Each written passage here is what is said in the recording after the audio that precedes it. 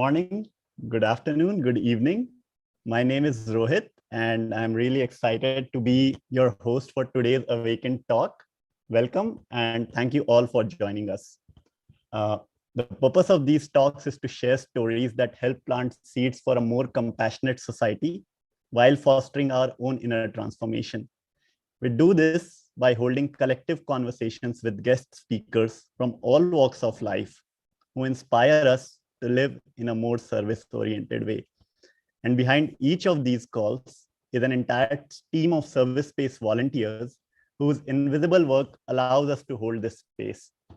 Today, we are looking forward to a very special next 90 minutes along with Jennifer Thompson Trepanier, or in short, we just call her Jen or JT.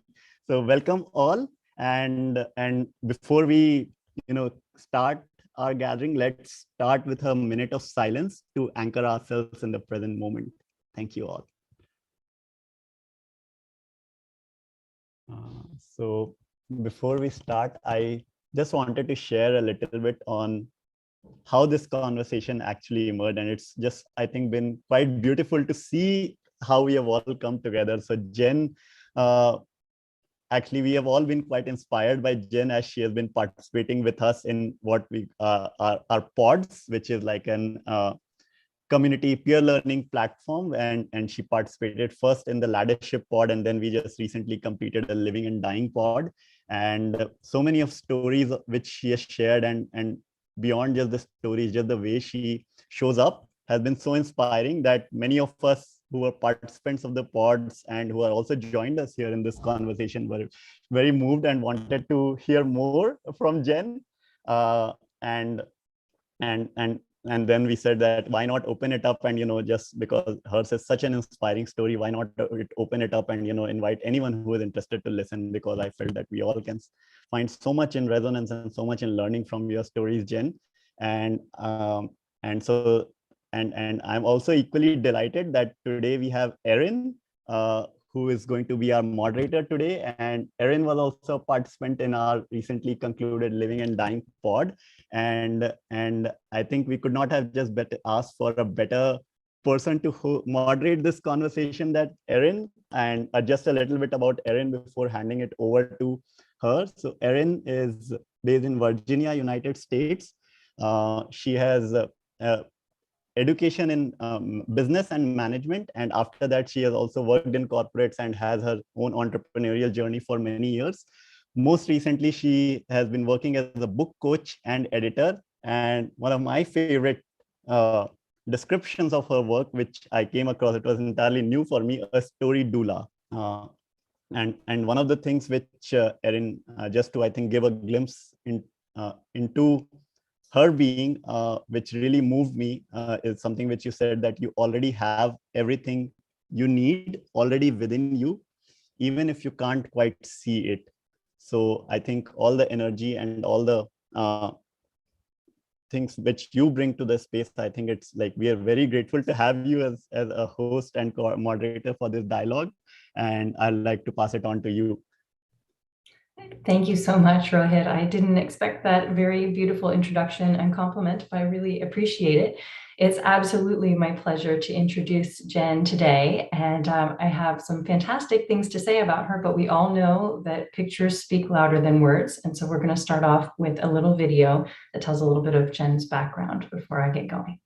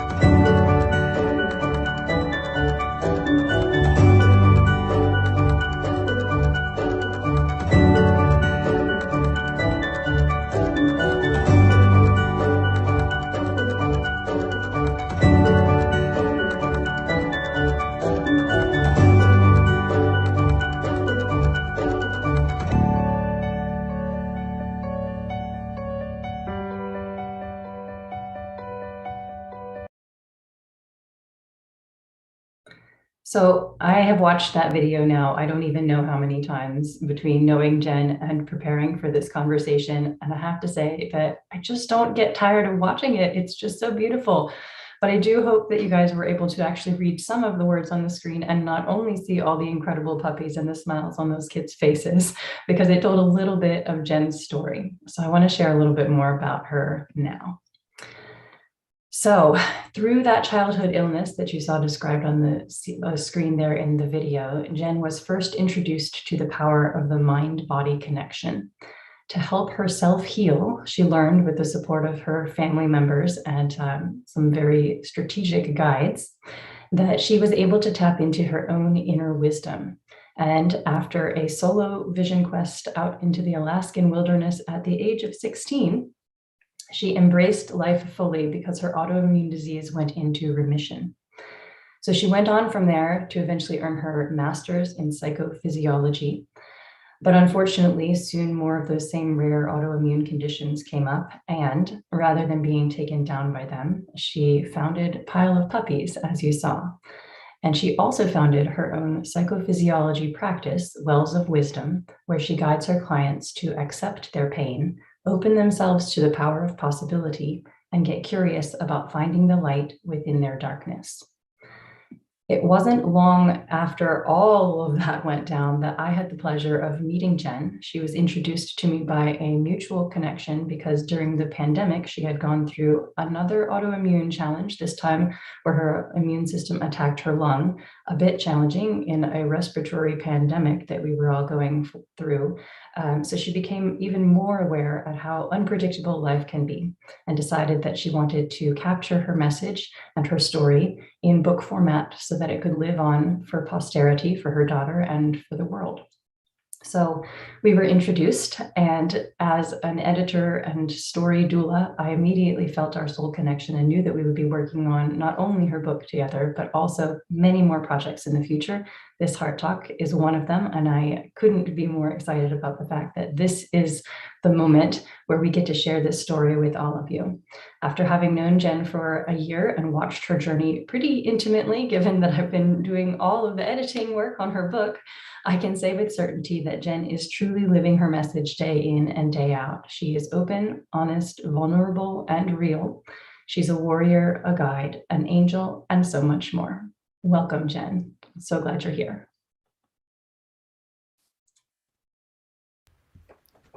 Thank you. Oh my goodness. Seeing all these faces and feeling the support is amazing. Thank you. Thank you for that gorgeous introduction and your presence. Whew.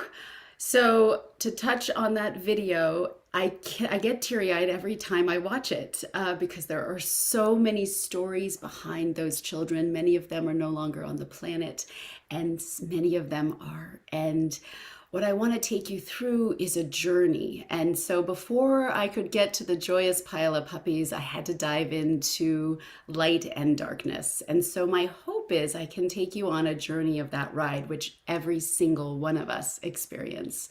We have our light, we have our darkness, we have our grief.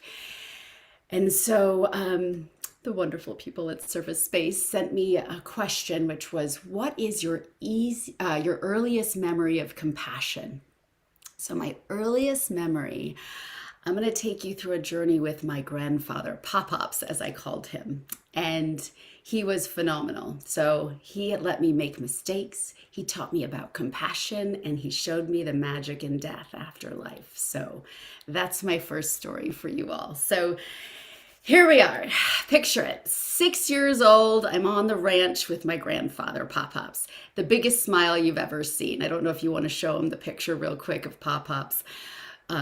Here is my grandfather, but it doesn't show on my end, but that doesn't matter. Picture a huge smile.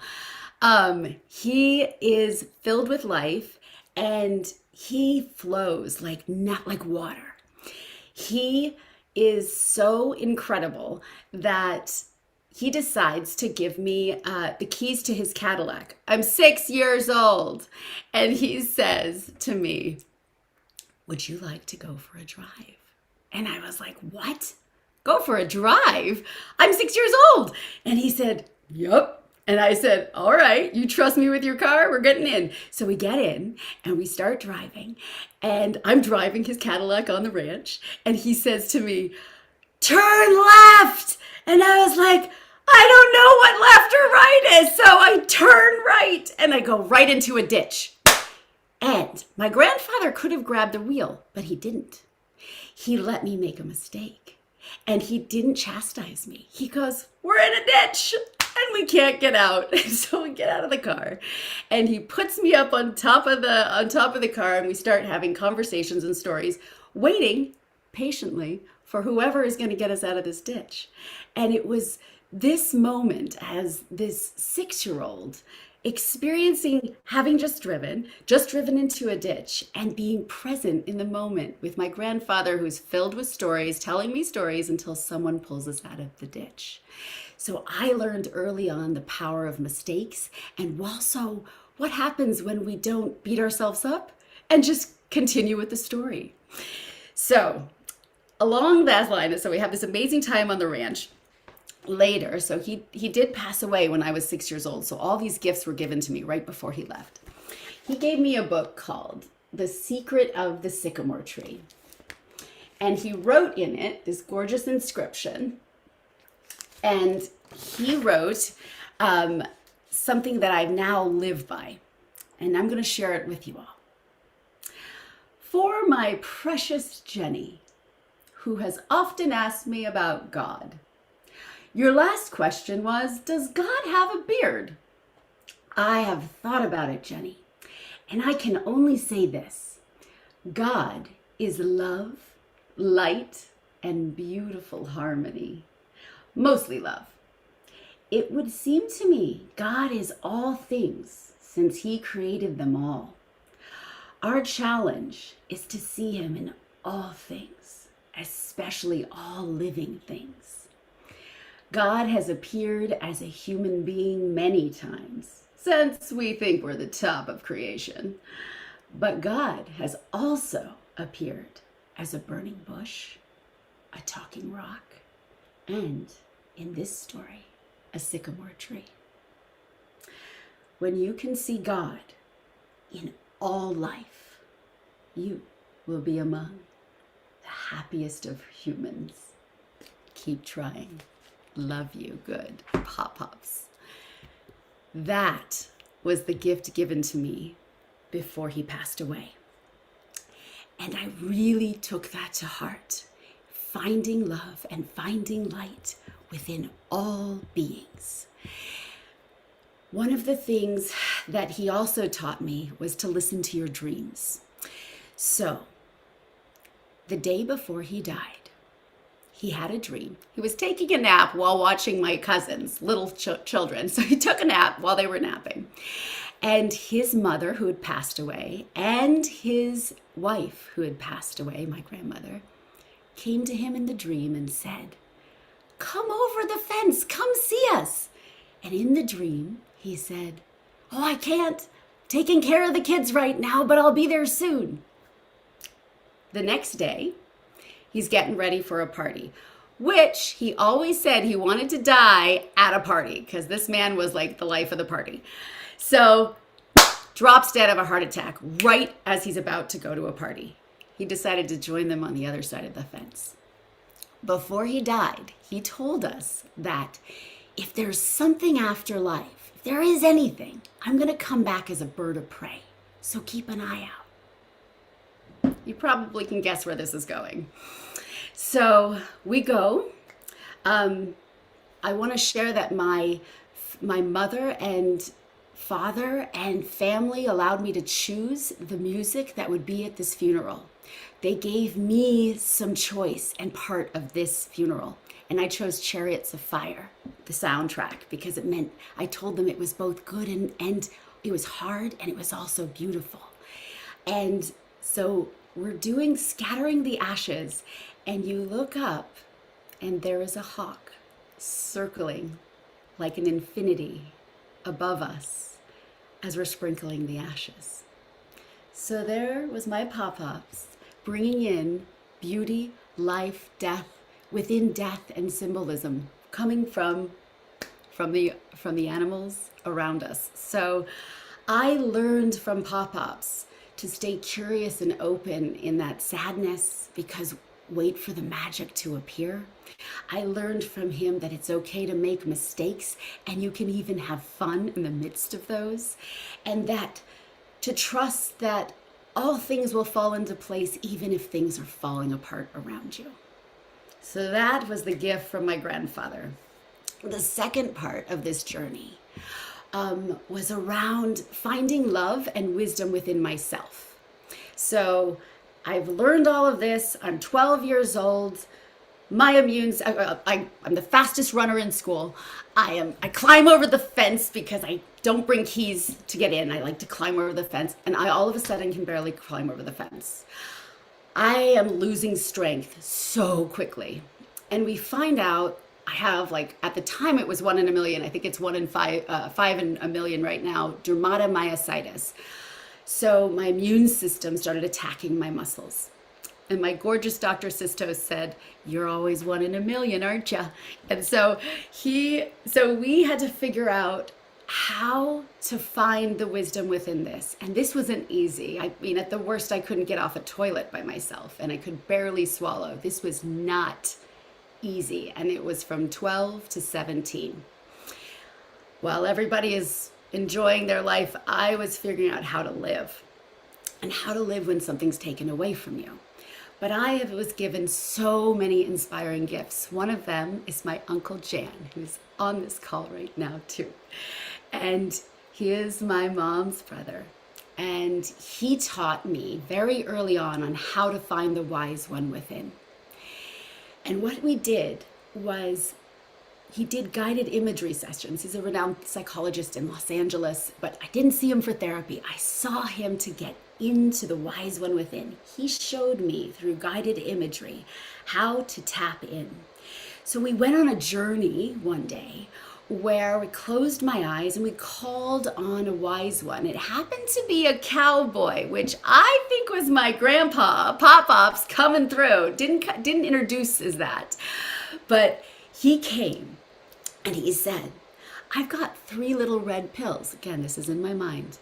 You take these 3 little red pills, you're going to get out of bed in the morning. And I thought, no, really? I'm going to take these red pills, I'm going to get out of bed.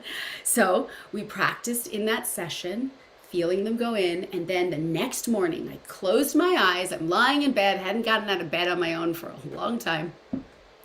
And I felt each pill disperse through my body. I felt every one. And then I was like, I am getting out of bed. And my head felt like a ton of bricks because I have very little strength. I sat up.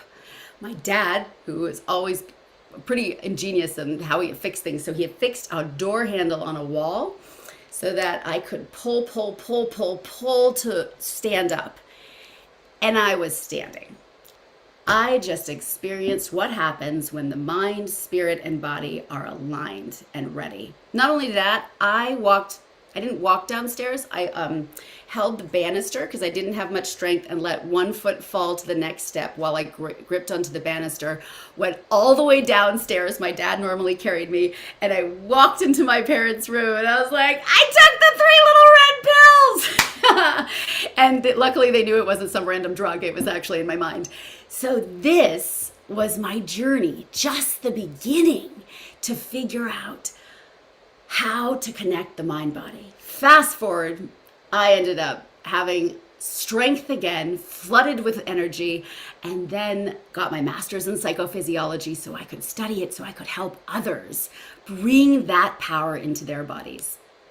So one more story. The question was asked to me, what moment of love inspired you to give back? So we're going to fast forward. I was 12 then, I'm 30 now. I was writing in a journal, and I often had intuitive writings that came true. And I wrote, 3 family members are going to die this year. And I was astounded. I've never written about death. I didn't know who's going to die. I hoped that wasn't true. Put my journal away, went on with my life. A month before anything happened, happen to have an earth angel. So earth angels come to all of us. They are those people who line up, who fall into place, who give you that one message. It could even be someone in the grocery store. They send you messages. Well, I'm boarding a plane and there's this 6'3" monk in brown robe. And I was like, I'm supposed to sit with him. And there was a seat right next to him, sat down. There was Father Christopher. Father Christopher and I started to connect. He was amazing. He just kept giving all this incredible wisdom. I shared with him about my muscle disease. He shared with me about a monk that has just become a monk. It's actually a movie now. Father Stu, I think it's called, about a monk who was a boxer who ended up getting a disease where their immune system starts degrading their body. And he's like, wow, we are connecting at the right time. And he tells me about this and I tell him about my story and he looks at me and he says, do you know the root of the word inspire? Do you know what that means? And I said, no. And he said, it means to bring in spirit. To bring in spirit. And he said, you are truly inspiring. He said, you are a giver of spirit. And I immediately thought of how many people in my life lined up for those 30 years to inspire me and breathe life into me so that I could tell my story. And Father Christopher was the one inspiring me right now. That encounter happened. We exchanged notes and our emails, and off we went. Within a month, my dad took his life. My grandfather died 5 days later while I was in Eastern Europe, away from everyone. And then my grandmother died months later. So in 6 months, 3 family members died. And I happened to have Father Christopher's number, and I emailed him, and he called me, and he left me a voicemail in the most calm, deep voice and said, L-I-S-T-D.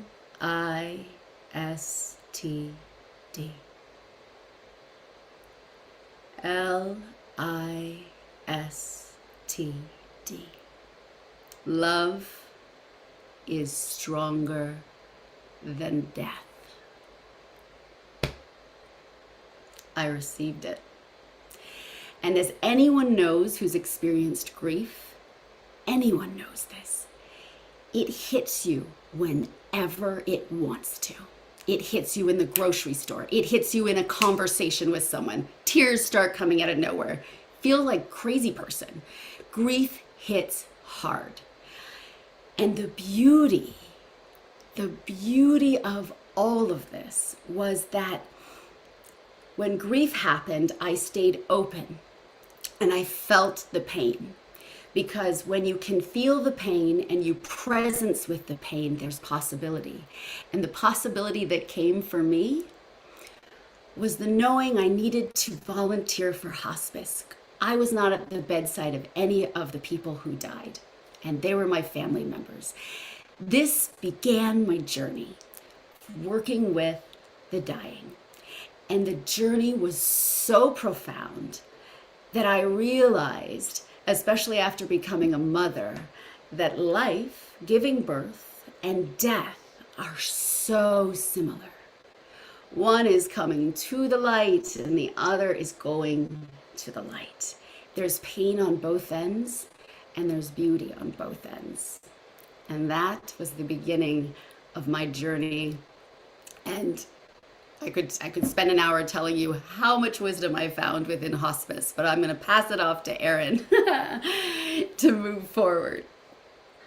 Thank you so much, Jen. That was absolutely beautiful. I know you've told the story of Father Christopher before to me and several others, and just like that pile of puppy videos at the beginning, it just brings me to a place of deep emotion and gratitude every time that you share it. And what a gift that it has now been shared with all of us who are here for this talk today. So I just want to take a moment to soak in the fact that that has been put out into the world already. And of course, will also be put out when your book comes out, because that's one of the stories in there too. Yes. Yeah, yes, just lovely. So, what I'd really love to do is take us back a little bit. You shared so much in that short period of time, like a huge swath of your life all at once.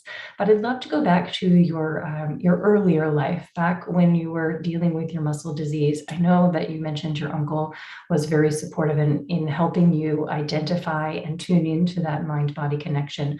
But you mentioned your dad also being a supporter of yours, and I know your mom was too. So can you just share a little bit with us about kind of the examples and experiences of love that you had when you were younger?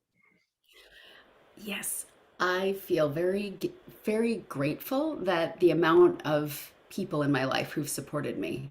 My mom has always been the rock, so when my muscle disease hit, she wasn't there sending me worry. I'm sure she did that behind closed doors, but she was sending me strength. She wasn't crying in front of me. She was holding me and saying, "You can do it. You can do this." And when I was stubborn and wouldn't get in a wheelchair and fell at school, I looked at her and I'm like, "I'm not getting in a wheelchair." And my mom and dad said, "Well, you're going to wear a helmet if you fall one more time." And I was like, "I will not fall again." And they let me walk through the classrooms like five minutes before school, the bell would ring so nobody could bump into me. They let me take my own power back. And my mom was someone who it is what it is. That's one of her favorites to say. It is what it is, right? So whatever cards I was dealt with, we're gonna raise it up and look for the positivity. So she was always that. My dad, on the other hand, you know, most of us, I don't know if everybody's grown up with a perfect family. I certainly have not. My dad was the alcoholic in the family. He was super fun. He had no boundaries and was like a big child. He didn't really pay attention to me probably the way he should have as a kid. But he was one of my bigger teachers in a different way. So he taught me what I didn't want in life. He taught me also that you can be a joyous, flawed human. So I'll tell you a story that is really powerful. I was 11 years old before my muscle disease. And what I do with clients also is like, look at a blueprint. What happens before something has hit you physically on the physical somatic level, either mental, physical, all of it. So right before my muscle disease began, we had gone to Hawaii. My mom had to go to Korea for work. And my dad and I get on a plane. And I'm by myself with my dad. We're fine. And then he starts drinking and drinking and drinking. He is drunk by the end of this plane ride. I am 11 years old. And we get into the airport and everyone's staring at us because my dad's acting strange. And he's telling me, "Now look at those signs. Tell me, where do we go next?" And I don't know where the hell we go. I don't know how to look at these signs. I'm 11. And I'm scared because he's just crazy and people are looking at us. In the end, the cops come. They take him to another room. They take me to another room and he goes to jail. I'm flown back to my earth angel, Uncle Jan. And my dad goes to jail. This was a huge pivotal point in my life where it was completely in no stability at all. My mom, my rock, was in Korea, but I had my earth angels, my Aunt Peggy and Uncle Jan, who were taking care of me. It shaped me. I would dare say that this experience also potentially allowed my body started to attack itself. And in that attack, my dad became my dad. He carried me up the stairs every day. He's brilliant. He could do anything. I had a shunt put in my chest. He did my IVs because I didn't trust anyone but my dad. My dad took care of me when I was sick. This was powerful. It also was a lot of work because I realized what my body might have been doing to get my dad to be with me. Fast forward, a lot of light comes from this. Three things. I chose not to drink because I watched what alcoholism does and because my dad couldn't work with his own pain. He didn't have the tools. He didn't have the Uncle Jan. He was sent off to boarding school and was abused there. He didn't have my mom, right? So I understood. So I chose not to drink alcohol. I chose to feel my pain and immerse into the pain and get to the wisdom. Thank you, Dad. I watched my mom divorce my dad. She showed me that if something is really unhealthy, leave it. Thanks, Mom. I know that. And thanks, Dad. And because my dad took his life and I couldn't be there with him, I then moved to hospice. So thank you, Dad. So there has been so many gifts. And it wasn't until I wrote my book that I realized another gift that was given. My daughter is impeccable with directions and details. At the age of 4, we've traveled around the world since she was a baby. At the age of 4, I started showing her how all the different signs, where to get your baggage, how you do this. I didn't realize until I wrote this book that it was because of that experience I'm infusing independence and the ability to travel and be around the world with a 4-year-old. And to this day, you'd want to be with my daughter if you're lost. She knows where she's going. I absolutely would love to travel with her, but not only because she sounds like an expert in airports, but also because I feel that she's got such a perspective on the world. And I feel like we could probably fill a whole story with just her wisdom. But one of the things that stood out for me as you were talking was the amount of influence that other people have on us and our ability to show up as our full selves, to make choices in response to both the positive and the negative that we experience. And so you saw that in a pretty intimate family kind of way with your parents, and also, of course, with your uncle too. But I know they weren't the only supporters, and certainly not the only serendipitous aligned people in your life. You've already mentioned earth angels to us, and I'd love to hear like some more examples or another story about how the alignment of people and the connections that you make really add richness and depth to the love story of your life. Richness and depth. Oh, yes. Well, I found when you drop into the essence, into the wise one, that will guide you through your life. And so when I was 28 years old, I had a call to India. Literally dreamt of India for 14 days. I could see India as I was walking through the San Francisco streets. It was unreal. And so I knew this call was happening. I told my mom, I got to quit my job. I'm supposed to go to India. Something major is going to happen. I have no idea what, but I have to go. My mom's thinking, oh my God, what is she going to do? Quit her job. This is not the smartest thing to do. But I trusted. And it actually brings full circle to service space, because this happened 18 years ago.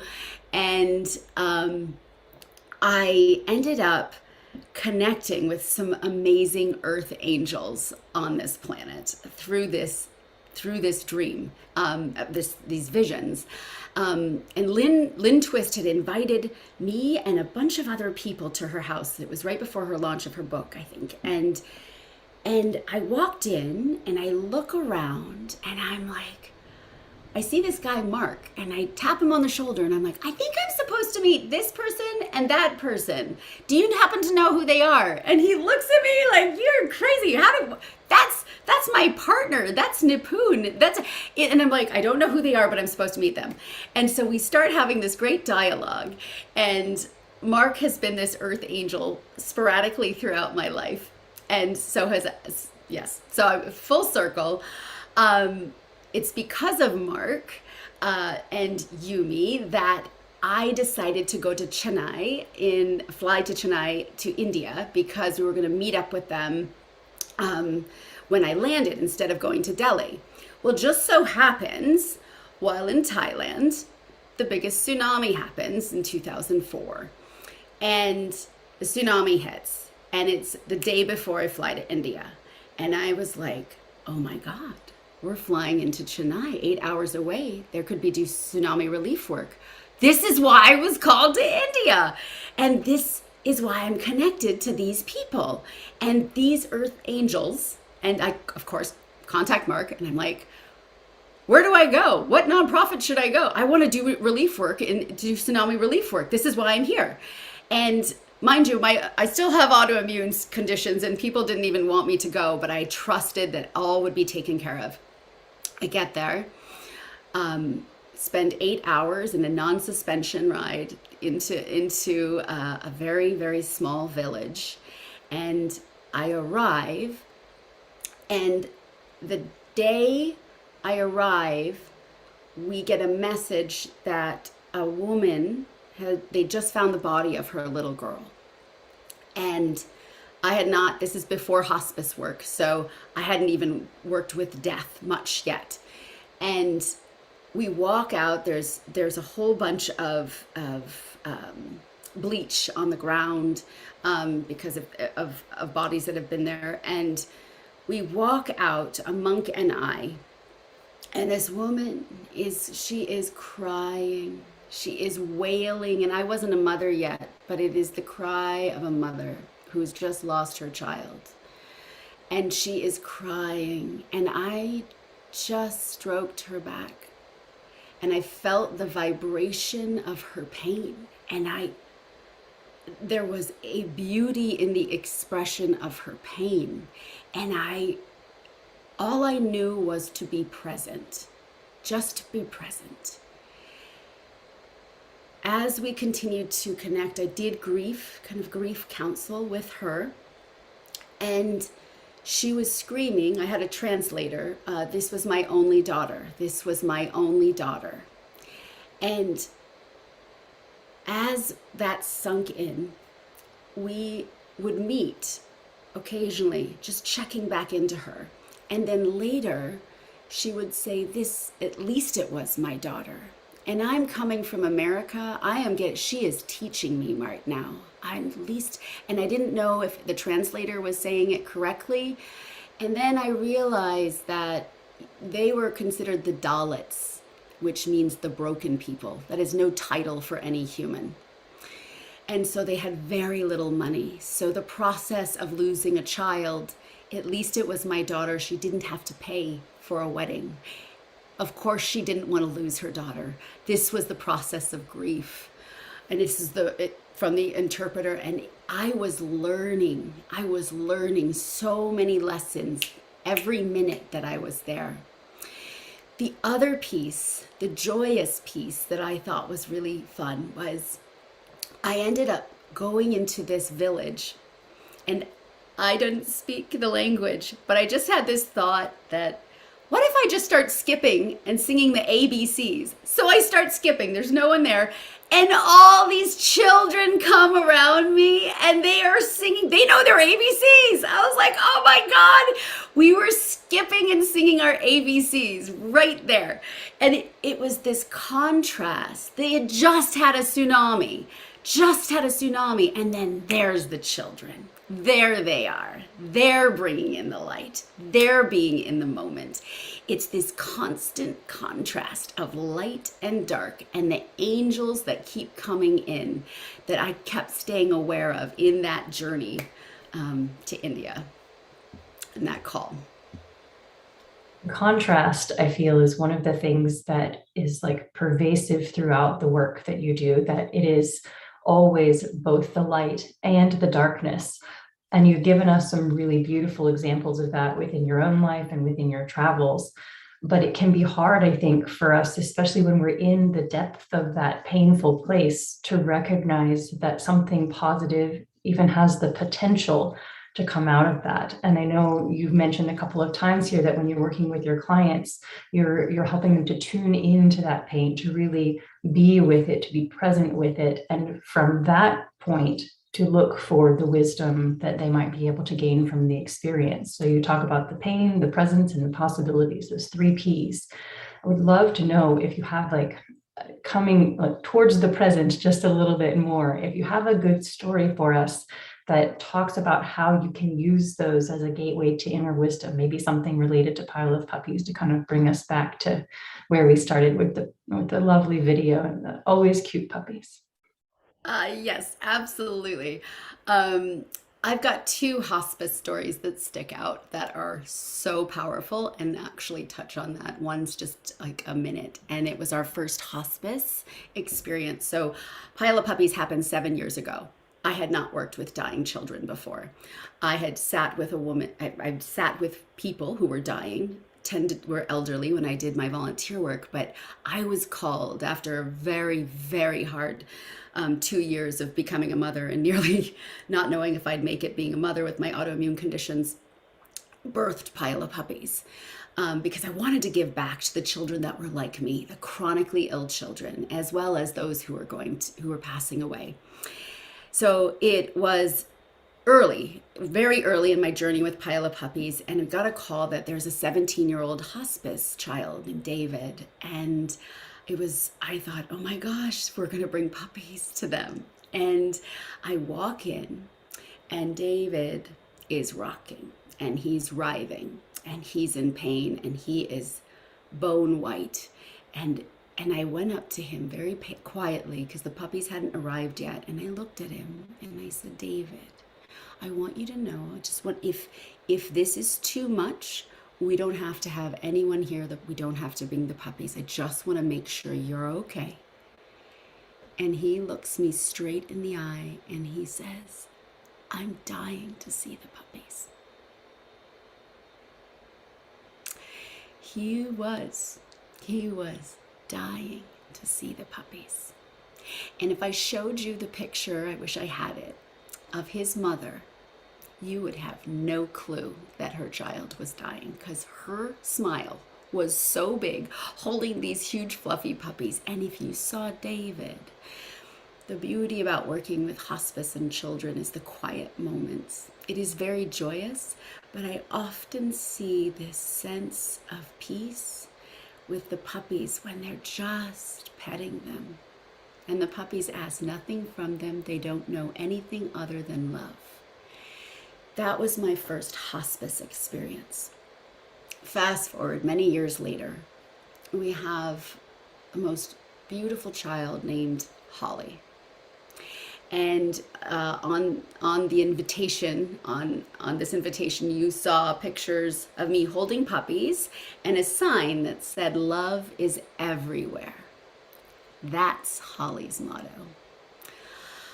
Holly died at 11, but she had a message, and her mom and her family knew it. They called me to let me know that their child was passing within the day or two. And normally with Pile of Puppies, it takes time, because we get a call that puppies have arrived, and then you wait 6 weeks for them to be able to see people. There's a whole process. Just so happened the same day I got a call saying, we have puppies, we're ready to go whenever you are. So I was like, are you ready to go tomorrow? And they said yes. My videographer wasn't available, but my beautiful husband was. So I told Heidi, her mother, I said, we're gonna come. We will bring you the puppies tomorrow. Would you like that? And she said, yes, I would, yes. And she said, we're not gonna be able to be in the living room, because usually we're in the living room, because Holly was in her bed. Holly she had a cancer that was so vicious, to the point her entire body envelops in tumors, to the point she can't smile, and her face started to get disfigured. So she was in excruciating pain, and the family just wanted joy. So we get there, and I let her know, we're gonna video and tape this for you, so you have it. This doesn't have to go anywhere. This is up to you. This is for you. We have the experience. It's videoed, it's taped. My husband, Scott, we go back, we get everything completed, we send it to them. There is all joy, just joy in this moment. And what happened next is so profound. So I let her know, this is the video. If you'd like us to make it public, we can. And she told me, I really believe that there is light within darkness. I truly, and I want that to be seen. Because when you have a child who's dying, you don't always want that public. But this is a brave family. All the families I meet, Pile of Puppies, are brave. All of them. They're amazing. So we hit send and we put it out. And within hours, we are getting messages from different media outlets saying, can we share this? This is not something I typically want to be dealing with a family, but I'd never had this happen before. And I knew Holly's message. Holly wanted the world to know that love is everywhere. That child got her wish before she died. That video went Taiwan, Europe, it went everywhere. And this was the message. And when I spoke to her mom, she said she didn't understand why her child had to suffer this much and why she was still here suffering. And when her message went around the world, she understood. Holly died within 2 days, I believe, and she knew that her message, love is everywhere, went out.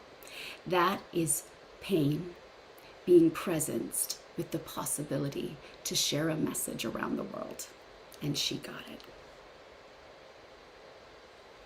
So incredibly beautiful. It's such a profound thing to have a message come from a child and reach so many people, such a powerful message. Whew, I know I read that story a bunch of times too, and it gets me every time, just like the video does. Good thing I got a tissue. Oh man, Jen, thank you so much for sharing those stories with us. I feel like we've already received so much, and I don't know what kind of audience questions we have, and my job is to turn it back over to Rohit here momentarily. As I do that, is there anything else that you would like to share from the heart in this moment? Just a thank you for even being present to hear these stories. It means a lot because there there are many people who are suffering in the world, and if you don't share the story, it's never truly seen, and the message and the wisdom is never given. So my hope is, as more people share openly, more wisdom is given, and the stories of those who've passed on get to keep living, so their spirit keeps living. So yeah. So lovely. Thank you. Wow. Beautiful. Thank you, Jen, and thank you, Erin, for this lovely conversation. There's so much to pick up on, and I'm so moved by so many things that have been said. First thing which I want to do is just acknowledge all the listeners and say that this is the part where we are ready to invite, broaden our circles and invite all of us in the conversation, all of you in the conversation. So if you have any question or a reflection, you can just, if you're watching it on Zoom, you can just send it on Zoom chat, or if you are watching it on the live stream, just post a comment. So, and before we go to the next question, from the audience, Jen, I'm really curious to ask one thing that, you probably have spent, I mean, not even probably, you do spend, like, for many years, you've been spending so much time with children who are dying, right? And is it hard for you to see children dying? And what do you see, like, do you see grief? Like, if I haven't spent time with dying people, and not even in the least dying children, but I would imagine that for most of us it's pretty hard. Like, if I try to just visualize, I think that looking in the eyes of a child who's dying can be like an intense, painful experience. So how do you look into the eyes of that child? So what I'm just curious, like, if you can give us some visual, that how do you engage? What does this break your heart? Do you feel that? And what comes up for you when you are with these children, and even with these parents of these children, that sometimes it's like even hard for parents? So I don't know if the question is making sense, but I'm just I think offering my my difficulty to you. It's been an incredible journey, because the reason I started Pile of Puppies is I was that sick child. I didn't die. I'm here. I will die. I had a mission. It's not done yet. These children have their own mission, and they're here for as long as they will be. And the reason I started it is I believe that there is light within darkness, that joy heals. And I wanted to prove it almost to myself. And I interview I interview most of the families. We have one other person who does it, and interview them ahead of time before we even bring the puppies. And so I get to know, who is this child? So there's the diagnosis, good to know, but who is this child that we are going to meet? And I think of it as a story. Just like if any of you have sat with someone who's dying, many of you are learning their story if you work in hospice, or you already know their story. So they share with me the wisdom of their child, the passions of their child, and I focus on what life force is here right now. And so when I first experienced it, when I saw David and he was writhing in pain, that's when I said, are you okay with me bringing this? Because this was the very first experience. And when he looks me dead in the eye saying, I'm dying to see these puppies, I'm like, yes, you're ready for joy before you leave. So when I walk into a space, I am not coming with grief. I'm not coming with pity. I'm coming with curiosity, openness, love. And you feel out a space in a room. I don't jump in there with high energy and do this unless it feels like that's what they want. So it's an empathic experience. And I shared my most favorite moments are often at the very end of a pile of puppies. We say to the child, pick your favorite puppy, and you're going to hold it to the very end. And then everybody tends to leave, and they bring all the puppies out to the car, and it's usually just me and the child and maybe a parent. Sometimes the parents even go because they're going to go put their favorite puppies back.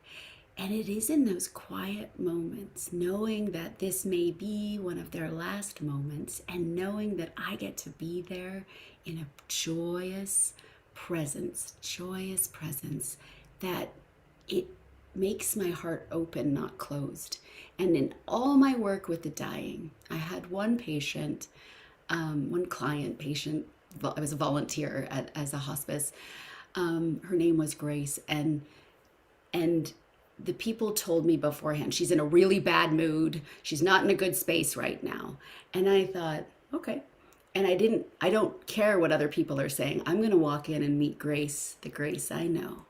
And when I walked in, there was light in her. She and I immediately started giggling, like this was our connection. And I looked at her, and she looked at me, and I was like, you're amazing. And she looks at me and she goes, Amazing Grace. And I was like, you want me to play that song for you? And she's like, yeah, will you play that song? And then we sat and we listened to Amazing Grace with Amazing Grace.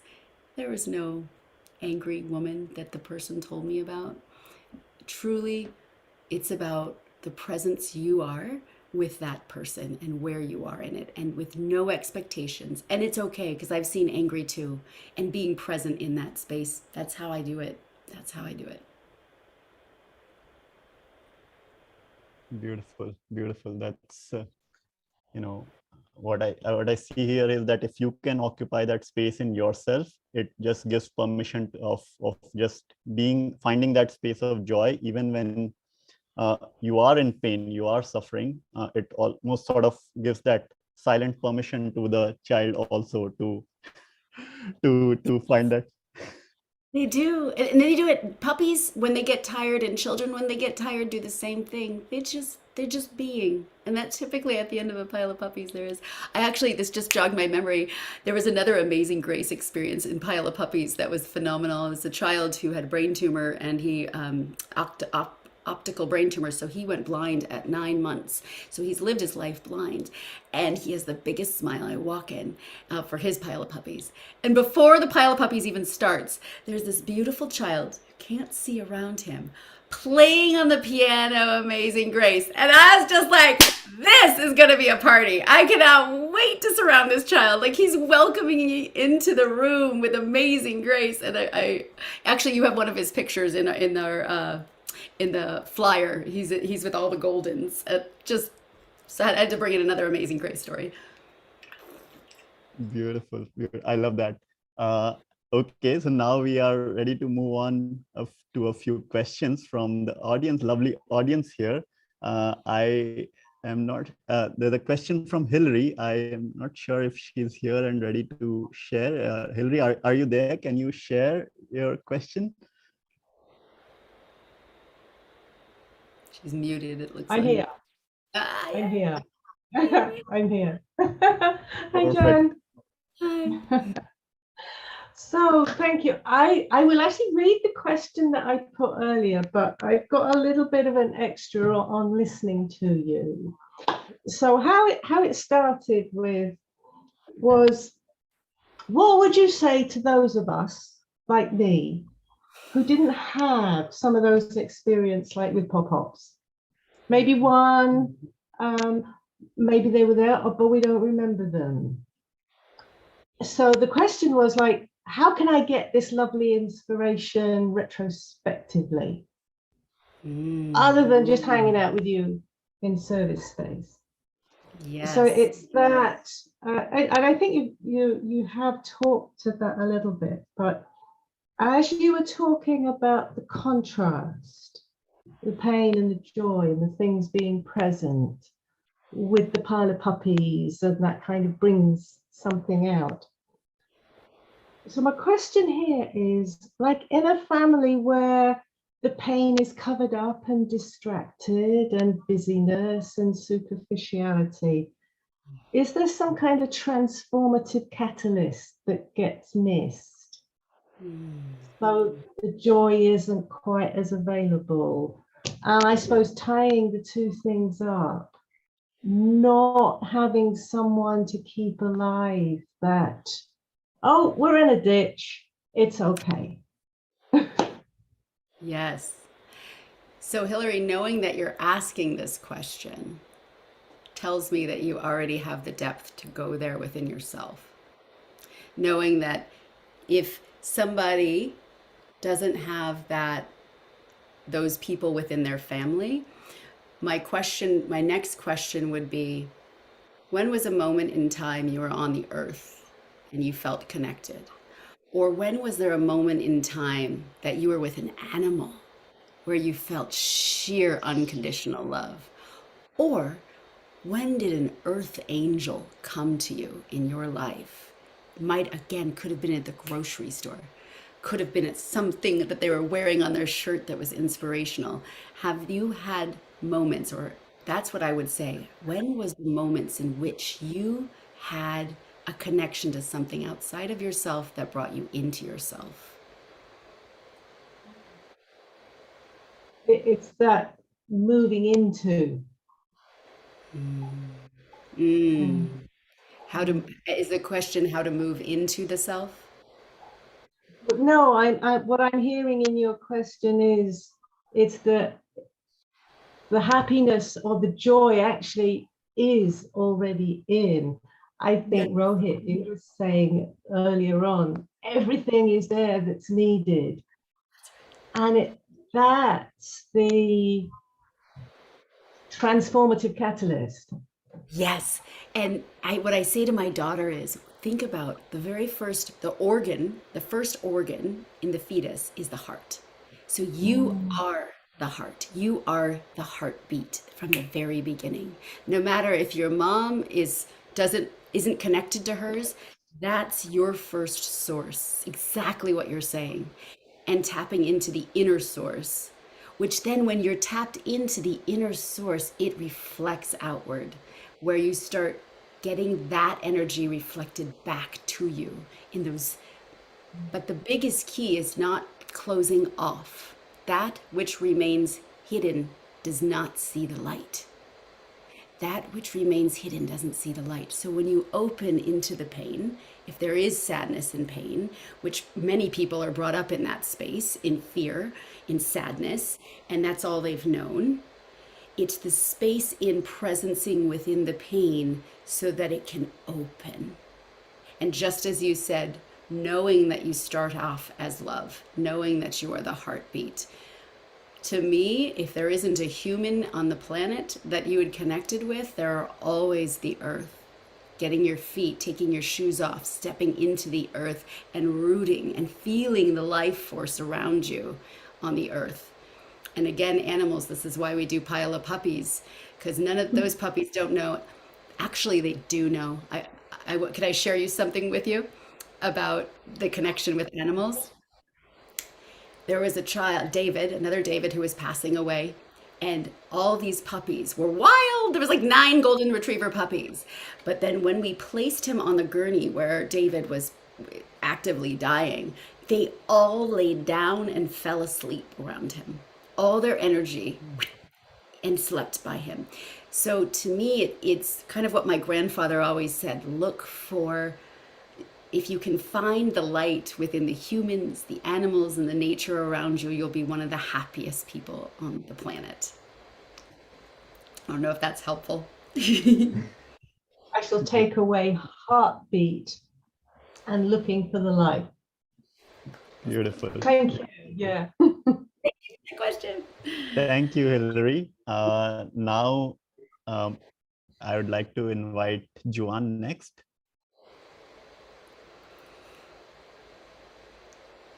Hi, thank you, Jen. Thank you so much. I feel that you have already answered my question.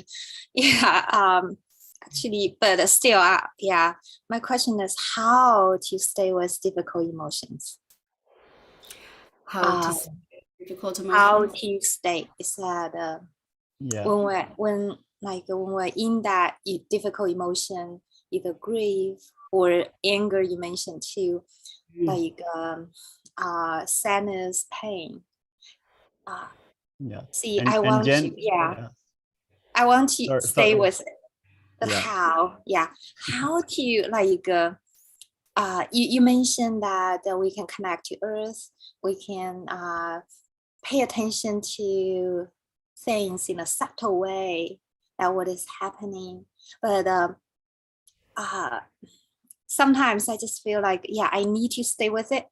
But what should I do? Yes. I just want to, Yeah. So the tool to stay in it. So our natural, what do you do when you burn your hand? Are you going to stay on the hot, your inclination? Okay, maybe Erin stays in the heat. You pull your hand back. So the experience that I've had and what I've seen with people is that grief is painful. I know you know that. I know grief is painful. Pain is painful.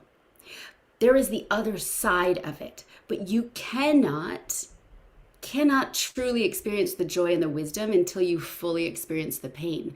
So there's so many modalities to experience pain.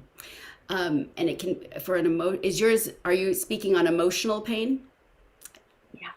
Yeah. So with the emotional pain, depending on who you are, if you want to dance it out and move it through your body, if you want to write it out, move it through the pen or type it out, you take a moment with a pillow and scream it out.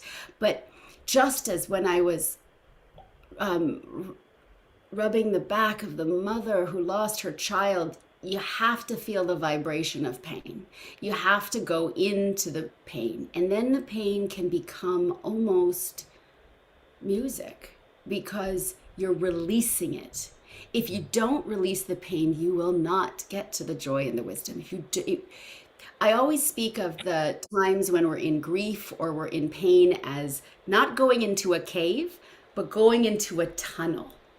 Because sometimes pain can be short-lived and there's a real bright light at the end of the tunnel. And sometimes it's years. Sometimes there's a huge process of darkness, but there's a pin light of light. And knowing that you can reach into the light means you're keeping your heart open. You're keeping yourself curious, because curiosity and light cannot live with fear and darkness. And you have to go into it to truly get to the other side. So I'm not sure if you've done writing, if you've done dancing, if you've done the screaming, if you've spoken to another person to tell the pain, but the authentic pain, like how it really, really gets you, and then it release. It's just another release. Thank you so much. Thank you. Beautiful. I think Shyam had a similar question, so maybe I can read that, and then maybe we'd like to invite Derek to ask a question. So Shyam is asking, what helps you absorb all the suffering in the hospice and convert it into love and joy? And Derek almost has, like, I think, the other side of this question. So maybe Derek, would you like to share your question? Yeah, thank you. Jen, if when I get on my deathbed, I'm moving close to you, and I want puppies and giraffes and elephants, and you bring it. You bring it. Bring you. I want you. I think everybody responded to your call, my friend, because of you and because of your work, and of course because of our work. We all have loss. And it's we have to be strong, and we have to visit those losses throughout our lives. The older we get, the more losses we have. And so I'm wondering about compassion fatigue. And I am so impressed with your story, and I think, okay, like I've been a part of your life like this deep, but I've over months and with the pod, and I'm thinking, I want what you drink every morning, and I want to grab the lightning bolt that you grab before you go to sleep at night, and I want to live there. And I don't. I'm human. And so how do you do it, my friend? And it's not acceptable to say that you grab the bolt of lightning and you drink the magic potion, because I don't have access to those things. So I love you. How do you do it? How do you do it? How do you keep loving and going into dark places and just raging light and love? I love you. Glad you're in my life. Thank you. Okay, so there's two-part question, and I think I can tie it in. So how do you not absorb it, and how do you have lightning? Because I'm not like this all the time. Ask my husband, ask my mom, ask my uncle. Like, I'm human too. I had an IV and a CAT scan 2 days ago, and I was feeling miserable and I was exhausted, and I thought, how am I going to do this talk? Am I going to feel this horrible? No, because, oh my God, this is life force. You all are life force. You give back life force. And what I found is, when you tell your story authentically, and you know this, a lot of our people within the pod, when you tell your story, then you find your similarities. We're constantly looking for similarities. And I get kind of high on the similarities, like your grief, my grief, how are we similar? And it lights me up. And so many of us have forgotten, what is our mission in life? It can be very simple. It could be somebody picks up garbage on the side of the street and makes their community better, and that brings them joy. For me, death, I know it sounds strange, but working with the dying and the ill brings me life force, because I did it. I've done it 44 years on the planet, about 32 of them. I've been working this journey.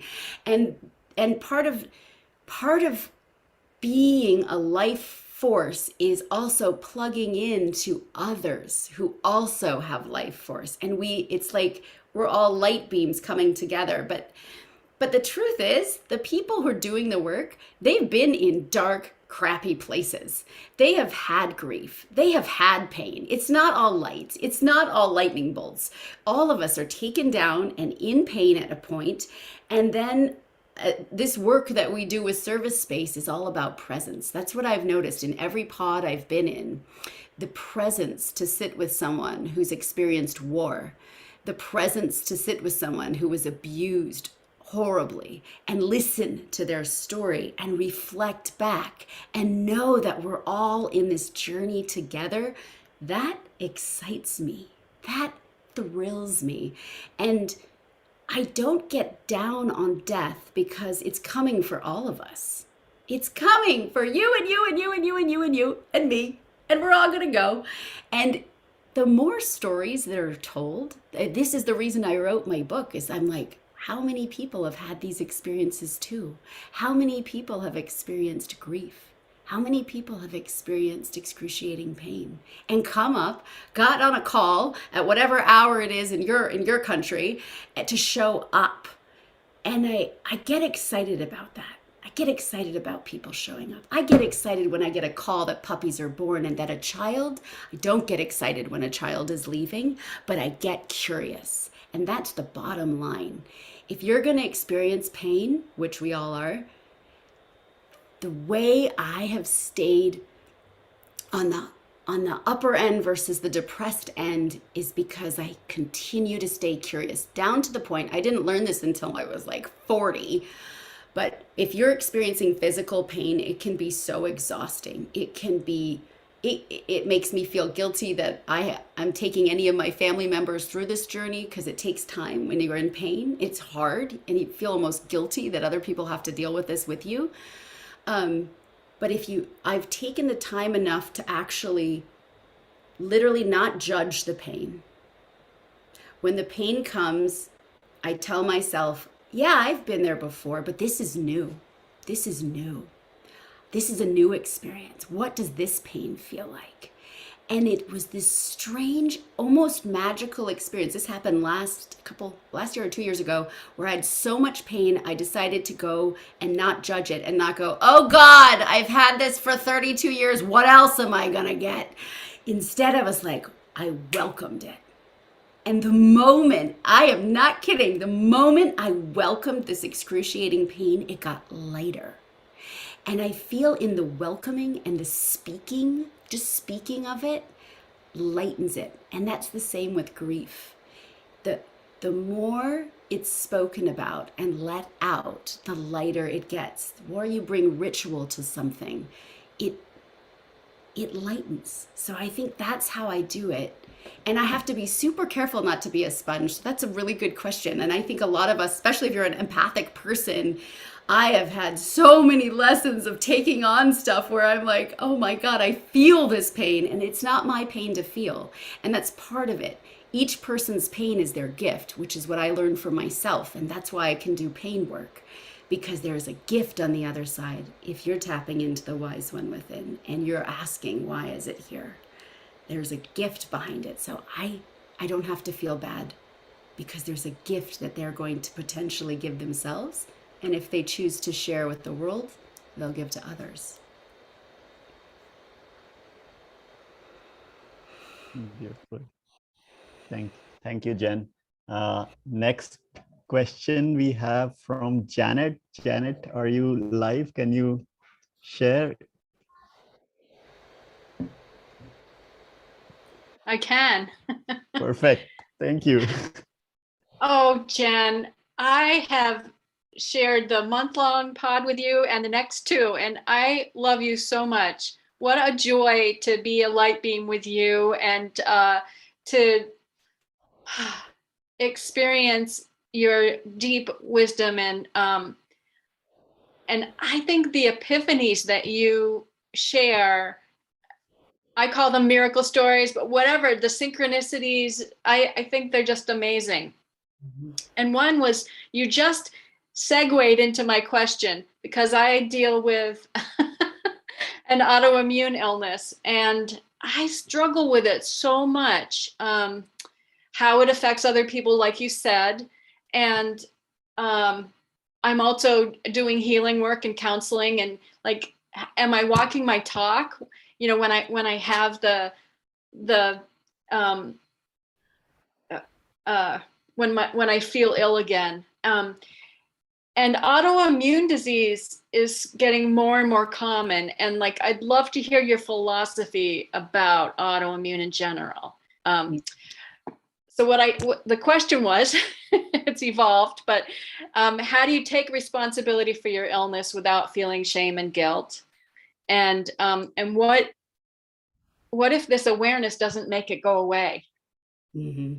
And Jen, I think what this really makes me curious, if I just may add to this question and say that, uh, like about guilt and shame, right? I think it can sort of, we can have guilt or shame. Not, yes, disease is like a big uh, area which can lead us to guilt and shame, but there could be like some other things also. Like I remember we were talking that, you were saying something about like, your reading speed, something as simple as that. We may be able to come out of our guilt of like, like a particular disease, we may internalize it, but then we sort of, it starts bothering us in some other end. So I think, yes, like, your experience with your disease, but even more broadly, like, what would you offer? Like, how do you engage guilt and shame in whatever form it comes? Yeah. Okay. So with autoimmune specifically, I have found autoimmune as a barometer, right? So within my book, I share what happens, like the good and the ride. And this is with anyone in life too. I guess you could take this out of autoimmune, but for me, whenever my heart broke or I was in extreme stress, all of a sudden my immune system would either, would attack my joints or my muscles or my lung, or my carotid artery spontaneously dissected. And it was always paralleled to the amount of stress I was taking on. And as soon as I had that awareness, I was already sunk into the space of of being devoured internally, and I had to go for that ride. But each lesson that was brought to me was that I have a choice on how I am going to experience this. So, meaning that you can stay open to an experience and pile things on. So for my experience with autoimmune, it tends to spike when there's too much on the plate, when I'm hitting the barometer, and that could probably be anybody. When you have a mental breakdown or when you're feeling guilty or shameful, it's for me, it's that barometer. And then that reminds me to go inward. It's to go inward and say, what is the most important thing for me to do right now? And when I sit and I think about it, usually it's pairing off human beings in my life or activities that I don't have to do so that I can be present for just what is it I'm supposed to focus on. And that has been part of the healing process, because how many of us keep piling things upon us that we can't handle anymore, but we do it anyway because we have to do it, versus really sitting back and getting comfortable and thinking about what is the most important thing for me to do right now. And it's in that pairing off that I realized my energy was getting like torn all different places, which is also what causes stress, anxiety, guilt. Like there's too many things. So it was really about coming back into the mind and the body and the spirit and aligning in that space. I'm not sure if that answered the question, but it's always back to homeostasis with that.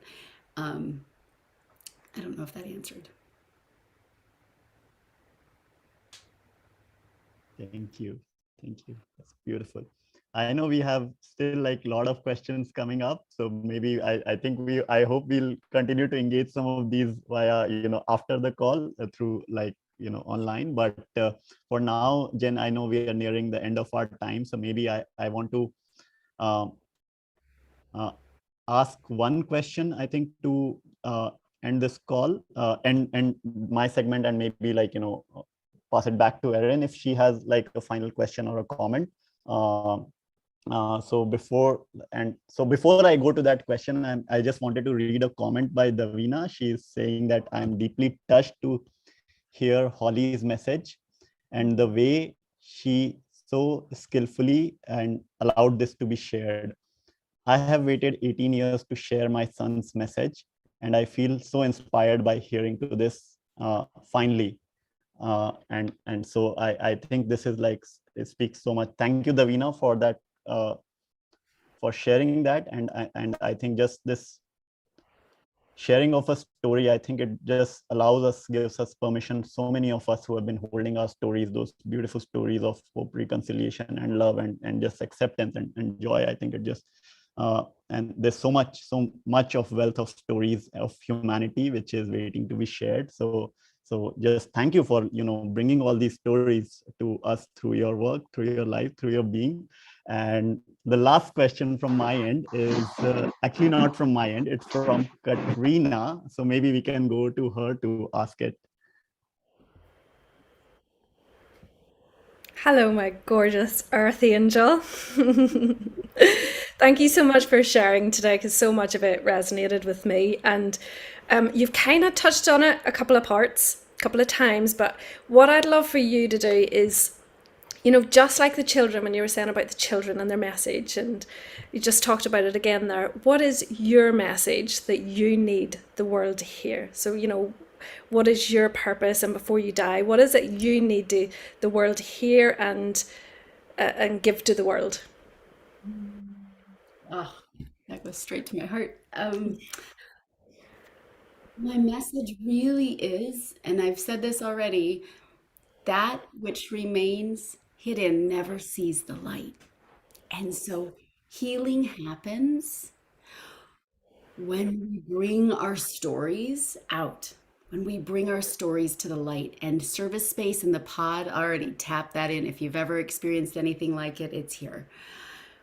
Authentic stories remind us that we are never alone. We're never alone. We're never alone. I think the world sometimes feels really lonely and a fearful space. And it doesn't have to be when we continue to open. And one of my biggest goals, I wrote my book for my daughter, number one. I honestly, when the pandemic happened and my lung is being attacked and and then the pandemic is attacking your lung, I thought I might not live. And so I really wrote this book for my daughter, but as I was writing it, I wanted to tell my whole story around life force, and that you can find life force even when you can't even get up from a chair or a toilet. You can be strong, because I did it and I see it in others. I've seen it 7 years in Pile of Puppies. You can hold the hand of the dying and face your own death if you can be clear in your heart. And I have found life force in sensuality and sexuality, which is bastardized by the media, and there's no spirit. That's brought in here. And motherhood. I want to share how I never wanted to be a mom. I ended up becoming one, and it's one of the biggest gifts. But I want to look into the eyes of people who had horrible childbirth and say, I see you. I see all of you, whatever that pain is. And I want people to know there is no shame in life. There is no shame. There are only stories. And how we choose to tell those stories from the heart, being open, and having a place like Service Space that reflects back the light. Imagine a world with no shame and just the stories and the wisdom behind it. That's what I want. That's my mission. That's what I want.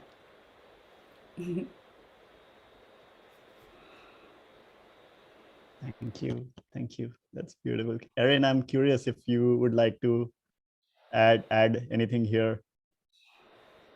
I feel like, how could I possibly add to that beautiful ending? I mean, that was teed up as if we had planned it, and we didn't. And I feel like maybe we should just take the gift and receive it. Beautiful.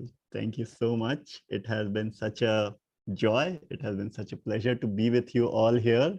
And it gives me, especially, I think, tremendous joy to see that so many of the Earth Angels, Jen, that you mentioned, were actually also here with us on call. Also, like, Uncle Jen was here, Michelle, your mom was here, and not to forget, like, Father Christopher and Pop-Pops, who still were here, I think, in with us invisibly. So thank you for bringing all of these deeper stories and all of these blessings alive for us, and connecting us to all these stream of relationships and the webs of relationships. And on that note, let's do a minute of silence in gratitude, and then we'll close our call.